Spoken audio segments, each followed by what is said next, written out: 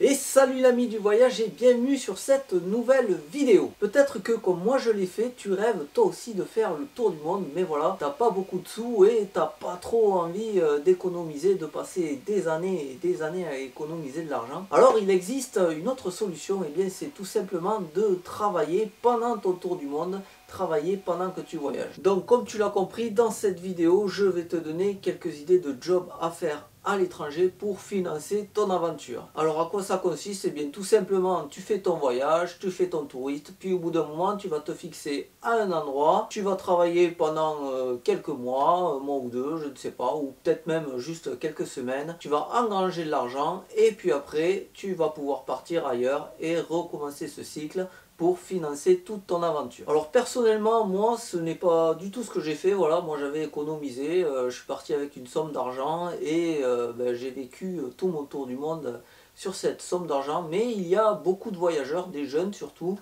qui font ça, qui voyagent en travaillant à l'étranger. Allez, c'est parti, voici les quelques idées que j'ai à te proposer. La première idée que j'ai à te proposer, c'est d'être professeur de langue. Et oui, parce qu'en fait, parler français, c'est la plus grosse compétence sans doute que tu aies. Voilà, tu parles couramment français, c'est ta langue maternelle. Donc tu peux normalement l'enseigner si t'es pas trop mauvais en orthographe et tout, évidemment. Mais voilà, tu peux enseigner le français ou d'autres langues, anglais, espagnol, allemand, ce que tu veux, du moment que tu parles la langue quand même assez couramment. Tu peux faire ça assez facilement, tu peux poster des petites annonces qui proposent des cours particuliers.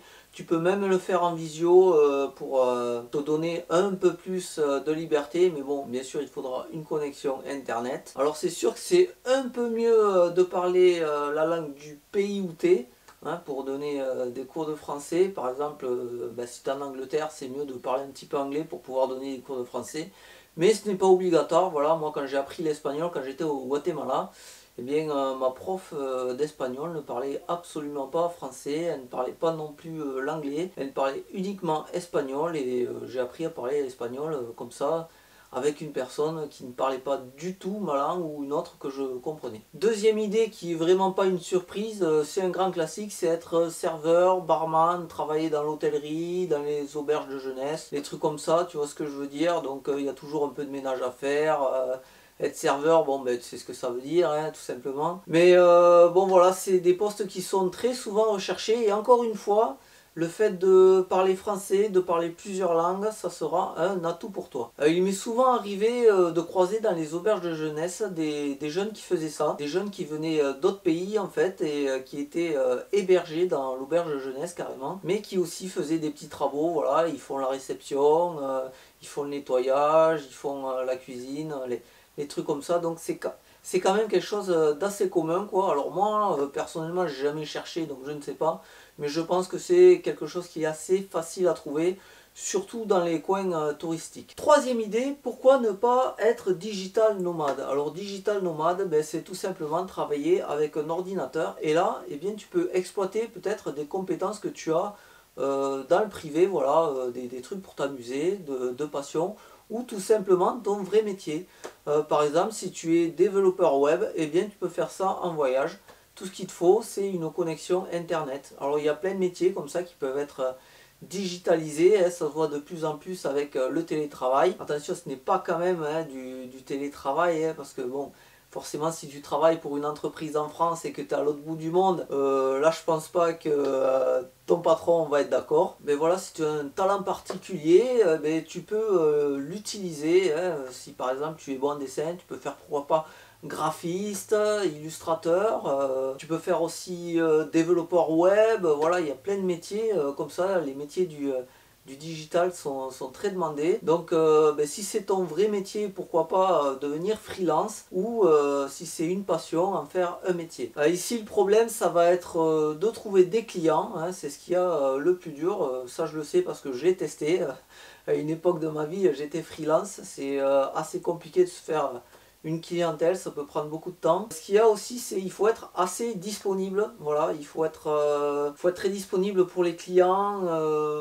Voilà, tu peux pas rester 4 jours sans répondre à un client, par exemple. Voilà, si tu t'en vas faire un trek dans la forêt amazonienne, que le client il reste sans réponse pendant 4 jours, ça va pas plaire évidemment. Et tu risques de cramer, on va dire, ta carrière entre guillemets, quoi. Une autre idée pour gagner de l'argent pendant un tour du monde, c'est de travailler dans des fermes locales. Voilà, ça se fait de plus en plus. Ça s'appelle le woofing. Il existe des sites internet qui sont créés pour ça, pour mettre en relation les voyageurs et des exploitants. Alors là, tu vas faire plusieurs choses, hein, des petits travaux à la ferme, nettoyer peut-être, nourrir peut-être les animaux. Un truc qui se fait beaucoup, c'est la cueillette de fruits par exemple. Je sais que ça se fait beaucoup en Nouvelle-Zélande, j'ai croisé beaucoup de voyageurs en Nouvelle-Zélande qui faisaient ça. Voilà, c'est du travail saisonnier, comme tu peux faire les vendanges en France et tout. Là, c'est à peu près la même chose. Il existe une autre forme comme ça où tu travailles contre de l'hébergement par exemple. Ça va être encore une fois des auberges ou des maisons d'hôtes qui vont t'employer contre l'hébergement et contre la nourriture aussi pour faire des petits travaux de bricolage, je sais pas, tondre la pelouse, tondre les haies, ce que tu veux quoi. Couper des arbres, voilà. Mais alors j'ai mis une petite réserve sur ça, il faut faire attention parce que moi j'avais recherché des trucs, j'avais trouvé quelque chose en Nouvelle-Zélande, mais finalement ça n'avait pas pu se faire à cause d'une histoire d'agenda, machin truc, bref. Mais j'ai pu remarquer sur le site Workaway, c'est un site où tu peux trouver ce genre de mission. Il y a quand même pas mal d'abus, tu vois. Il y en a qui demandent carrément des experts. Je me souviens particulièrement d'une personne avec qui j'étais en contact et qui me demandait si je m'y connaissais en charpente. Je disais non, je sais couper du bois quoi, mais je ne suis pas charpentier.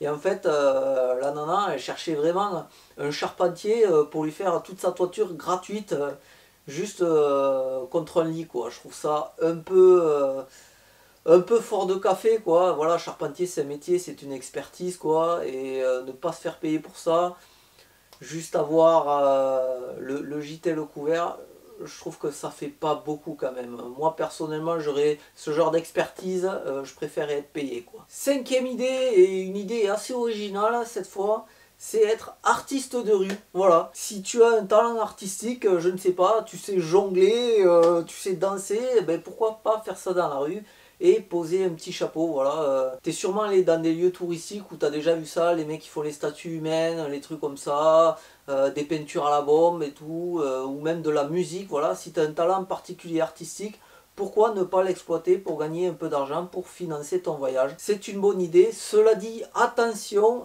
faut pas faire n'importe quoi dans n'importe quel pays. Il y a des lois, hein, comme en France, donc il vaut mieux voir s'il ne faut pas une autorisation et tout, parce que faire ça un petit peu à l'arrache comme ça, sans autorisation, si tu te fais prendre par la police dans certains pays, ça peut être assez compliqué, d'autant plus qu'il y a des personnes qui font ça, qui sont originaires du pays, des autochtones, et donc si tu viens leur retirer le pain de la bouche, ça risque de ne pas plaire. Voilà. Et enfin, je vais te proposer une idée bonus, une sixième idée, c'est d'être créateur de contenu. Voilà, comme moi, youtubeur. Mais voilà, ça ne marche pas. Voilà, je ne gagne pas du tout d'argent, mais on ne sait jamais, si tu as déjà une petite fanbase ou je ne sais pas quoi, ça peut marcher, ça se tente en tout cas, pourquoi pas, si tu as un compte TikTok, voilà, TikTok, Instagram, YouTube, pourquoi pas essayer de faire vivre tes voyages un peu comme je le fais, à travers des vidéos, à travers des shorts, à travers des photos, à travers tout ce que tu veux, et raconter ta vie. Bon, moi voilà, j'ai que 1000 et des brouettes abonnés, mais c'est déjà ça. Mais peut-être que toi, ça marcherait mieux. Peut-être que tu en aurais, je sais pas, des millions. Je te le souhaite en tout cas. Mais sache que pour gagner sa vie avec ce genre de truc, voilà, bon, tu le sais, tout le monde le sait maintenant, il faut faire des sponsors et tout.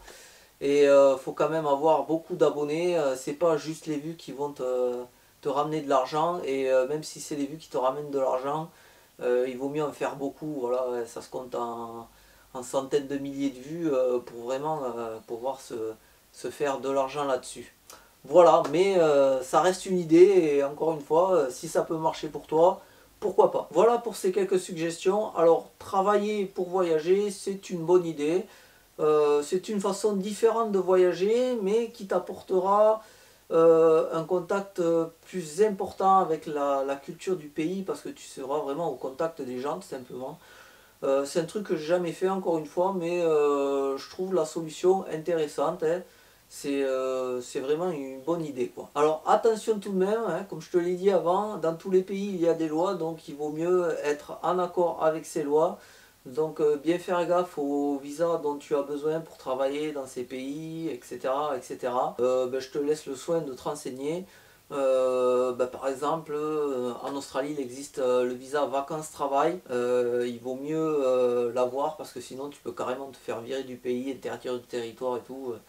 Donc voilà, bien respecter les lois si tu veux travailler à l'étranger. Voilà, je vais m'arrêter là pour cette vidéo. Alors peut-être que toi, tu as déjà travaillé à l'étranger et que tu as une expérience partagée. Je t'invite à le faire en commentaire, qu'elle soit bonne ou mauvaise d'ailleurs. Même mauvaise, c'est mieux.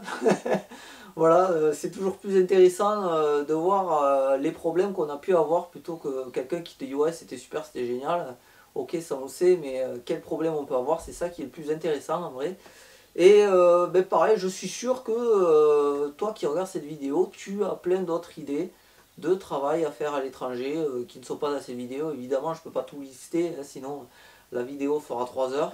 Mais voilà, je t'invite à partager tes idées et tes expériences en commentaire. Voilà, en attendant la prochaine vidéo, je te dis à bientôt ici ou ailleurs dans le monde. Et en attendant, explore, découvre, voyage.